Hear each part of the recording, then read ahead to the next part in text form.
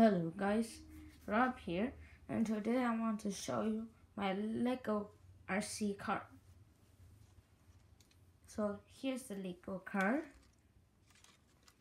There's one motor that turns and drives the car, and there's one of these motors that turn the car. And up here there's a battery, and then there's this thingy that I don't know what it's called. And then I have this joystick remote control. This is built by, I think it was Technic Dragon. I got it from his video.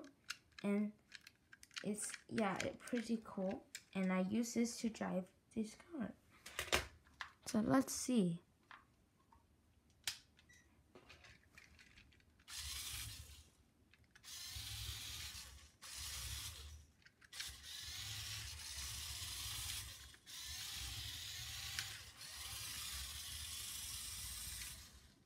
And yeah, there it is.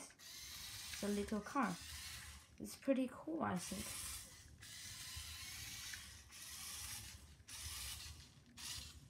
And it's back. Yay.